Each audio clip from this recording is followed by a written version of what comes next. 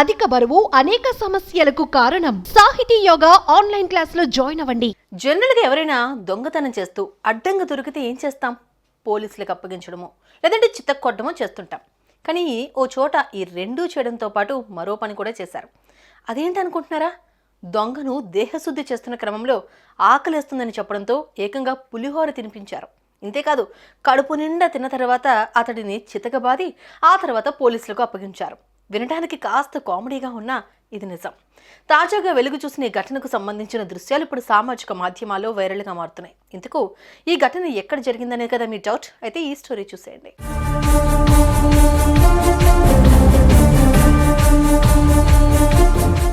విషయానికొస్తే నల్గొండ జిల్లా నార్కట్పల్లి మండలం ఎల్లారెడ్డిగూడెం గ్రామంలో పోగల గణేష్ అనే యువకుడు వరుస చోరీలకు పాల్పడుతున్నాడని సమాచారం. అయితే ఈ విషయం తెలుసుకున్న గ్రామంలోని కొందరు యువకులు ఎలాగైనా గణేష్ ని రెడ్ హ్యాండెడ్ గా పట్టుకోవాలని కాపుగాశారు.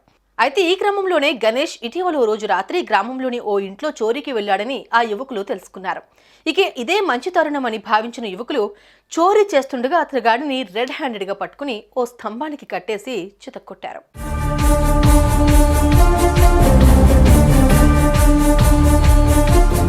అయితే ఈ క్రమంలోనే గణేష్ ఆకలిగా ఉందని అమాయకంగా ఏడుస్తూ చెప్పడంతో ఆ యువకులు చలించిపోయారు. వెంటనే వినాయకుడి మండపంలో ఉన్న పులిహోర తెచ్చి కడుపు నిండా తినిపించారు. ఇంతటితో వదిలేశారా అంటే అది లేదు. తిన్నది పూర్తవగానే ఆ యువకులు మరోసారి అతడిని చితకబాదారు. ఇంతేకాకుండా ఎన్నిసార్లు దొంగతనం చేశావని గణేష్ ను ప్రశ్నించగా గుడిలోనే 2-3 సార్లు చేశానని తెలిపాడు. ఒకసారి 3,000, మరోసారి 5,000 చోరీ చేసినట్లుగా ఆ యువకుడు ఒప్పుకున్నాడు. అనంతరం ఆ యువకులు అతడిని పోలీసులకు అప్పగించారు.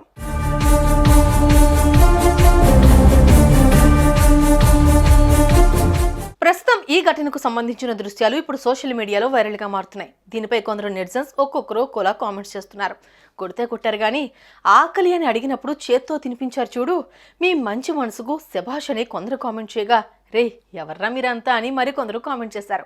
ఇంతకు మీరేమనుకుంటున్నారో కామెంట్ చేయండి.